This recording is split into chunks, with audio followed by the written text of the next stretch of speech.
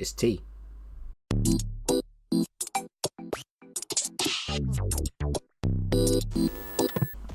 Ladies and gentlemen, it is a beautiful day for cosplay and prop making. I'm Anthony at Chaos Rogue Designs, and today it's Friday, which means it should be a Props, Cosplay and Coffee episode, which this video did start as.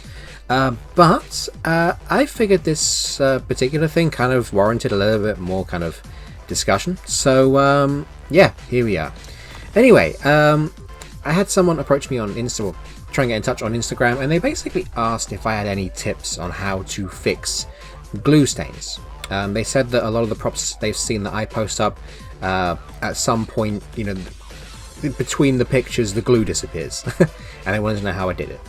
So, well, a couple of ways. First of all, just to make sure we're all on the same page, when we say glue, or when I say glue, I'm talking about this stuff. I always use contact adhesive for all of my builds, and I use this one here. This one's really good, actually, and even though it's a small tin, it does last quite a long time. But let's say you're in the States. I know that barge cement is a very popular one. Can't get that over here, sadly, or at least if we can, there'd be a pretty hefty import charge associated with it. So I'm happy with the stuff I'm using. So it's Evo Stick Impact Contact Adhesive is the one that I have always used. Now, in terms of kind of fixing stains, well, first of all, I try and make sure that the stain doesn't happen in the first place. So, for example, if let's say I've got this bit of foam here, and I'm going to stick this smaller piece on top, what I will always do is pin that smaller piece on top first. And then I'll draw around it with something, so at least I've got a reference point. Remember, when this gets sort of painted, no one's going to know this was ever here. But I'll always make sure that I only really get glue where I want it to be. So I try not to eyeball things if I can. This is a really good way of getting around that. So now I've got the square. It's just a case of putting glue on the back of the smaller piece and on the square that we've just drawn. A couple of ways to do that. A lot of people use a foam offcut, and they just dip that in their adhesive and spread it. I think that's a really viable option. I used to do that. My issue with it though was eventually the offcut tended to kind of start picking up a lot of the adhesive, and eventually you'd be trying to rip it off the foam and you damage the foam. I know it's just an offcut, so you know, we're not gonna shed tears over it, but it also did mean if I had quite a specific shaped piece and it worked, I just found it quite annoying that I had to keep replacing it. So now I just use one of these. Now this is a glue spreader, like literally one you would get in school. And honestly, I don't know if I got a mega bargain or something, probably not, but these things can't be that expensive. I got 4 for £1. And they're good because even though they're plastic, they've got a bendy tip. So you can really get into the crevices quite easily with these. And also, if they start to get glue around the ends, it's really easy to peel off. It's kind of satisfying as well. So yeah, that's really good. Get one of those. So what I would normally do, I would use that tool and you know, spread contact adhesive on the small piece of foam, and then just make sure I stay within the lines on the square that I've just drawn, and that should stop a lot of the problems happening. But there are always situations, whether it's weird shapes, odd angles, where you are going to get contact adhesive on your prop itself. Can be a bit of a pain.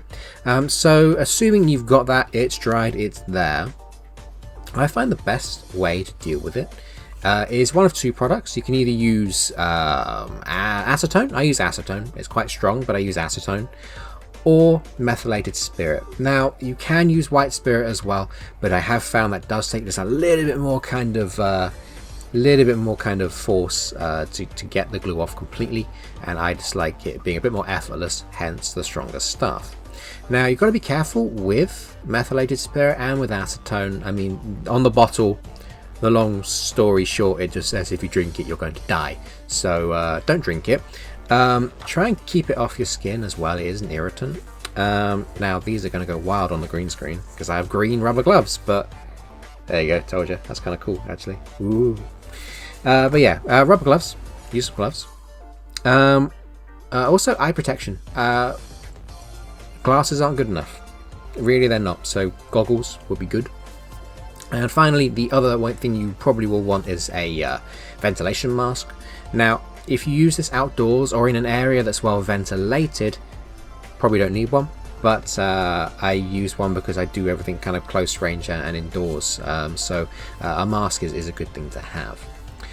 So to deal with the glue stain, what I tend to do with this is just use cotton buds to apply the solution to the glue, and you'll find that you don't need that much force. You just sort of rub it against the glue a few times and it quite quickly just starts to melt away. It's really cool actually. But what you'll want to do is get rid of as much as you can with the cotton bud, and then to get rid of the rest you may even be able to grab it with your fingertips, through your gloves of course, or you can use tweezers. But this, even though it's quite good and quite effortless with these solutions, this process across a whole prop does often take a little bit of time, so just don't rush it.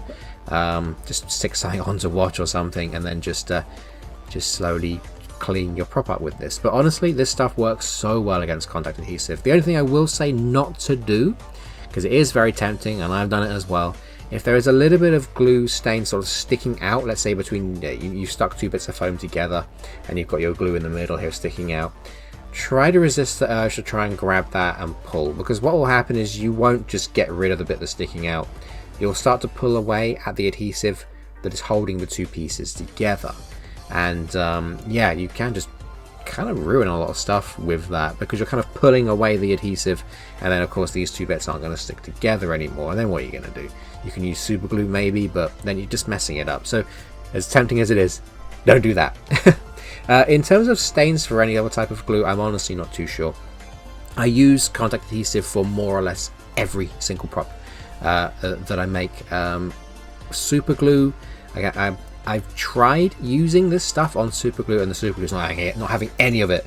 But I will get back to you if I ever find a way to deal with that. But anyway, that's how I do it anyway. That's how I always make sure I have a clean prop before we go to the priming and the painting sort of part of building a prop. But yeah, that's basically it. Use acetone, use methylated spirit, be careful, and you'll be fine. But anyway, I hope that helped anyway. I hope you learned something useful from the video. If you did, please like the video, that'd be awesome. Subscribe if you're new around here and you want to see more awesome prop making and cosplay content. But until next time, take it easy.